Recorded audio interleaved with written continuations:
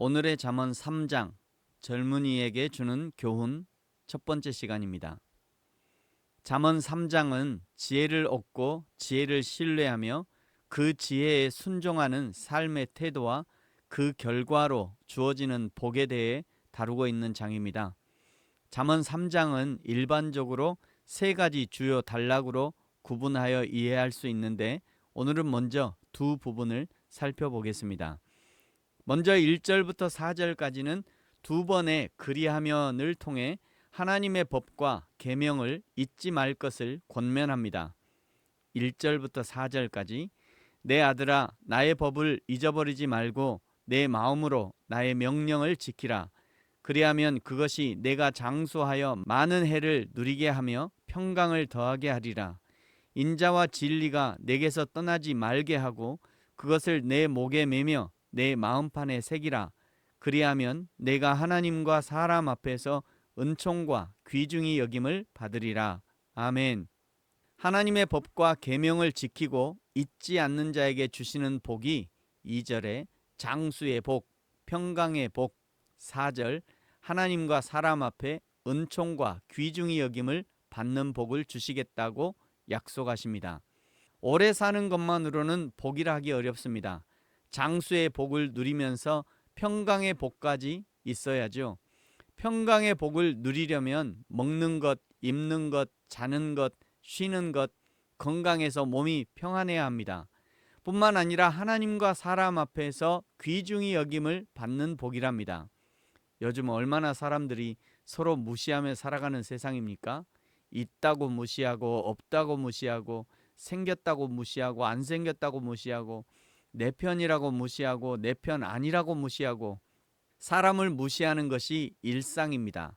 그런데 하나님의 법과 계명을 지키는 사람은 하나님과 사람 앞에 은총을 입고 귀중함을 받는답니다. 이런 복 받기 원한다면 어떻게 해야 하느냐? 5절에서 8절까지 말씀하시죠. 5절 너는 마음을 다하여 여호와를 신뢰하고 내 명철을 의지하지 말라. 너는 범사의 그를 인정하라. 그리하면 내 길을 지도하시리라. 스스로 지혜롭게 여기지 말지어다. 여호와를 경외하며 악을 떠날지어다. 이것이 내 몸에 양약이 되어 내 골수를 윤택하게 하리라. 아멘. 개인적으로 골수를 윤택하게 하신다는 말씀이 눈에 들어옵니다. 의학적으로도 인간의 골수는 혈액을 만드는 공장과 같은 곳이니 골수의 건강은 생명과 직결된 건강일 것입니다. 하나님을 무시하고 하나님의 말씀을 따르지 않고 하나님의 인도하심을 거부하는 사람들은 대부분 죄의 길에 있는 사람들일 것입니다. 죄의 길에 더 있고 싶어서 하나님을 모르는 채 하고 성령의 인도하심을 의도적으로 거부하는 것이죠. 하나님을 거부하니 죄의 길, 사단 마귀가 좋아하는 길에 서 있는 것이고 그것은 대부분 인간의 몸과 마음을 병들게 하는 자리일 것입니다.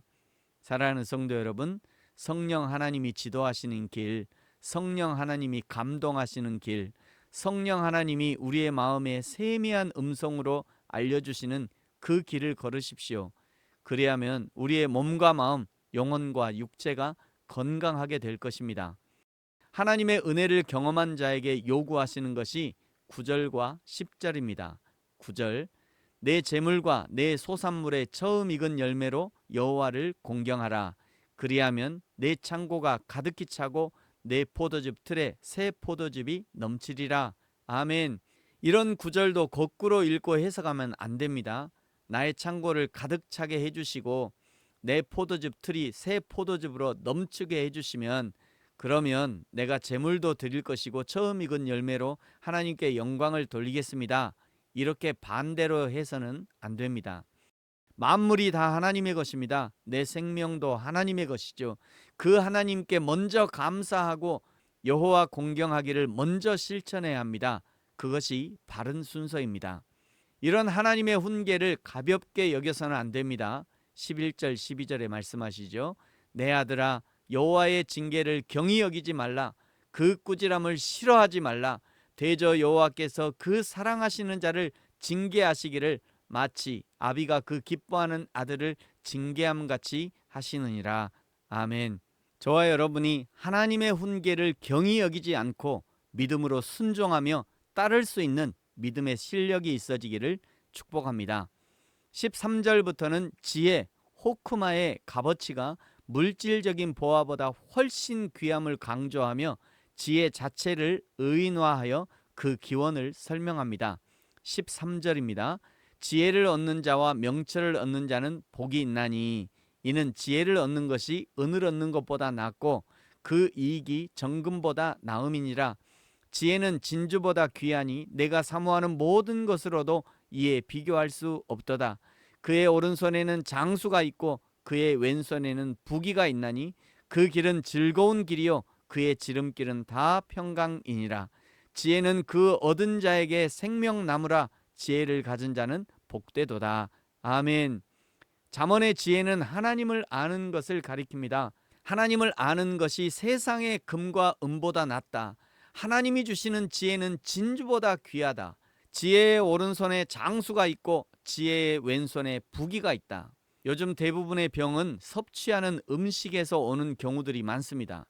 참 지혜가 있는 사람이라면 무엇을 먹을 것이며 얼마나 먹을까를 알게 될 것이고 식탐을 조절하게 될 것이고 그러므로 건강을 유지하게 될 것이며 그것이 장수와 부귀와 연결될 것입니다.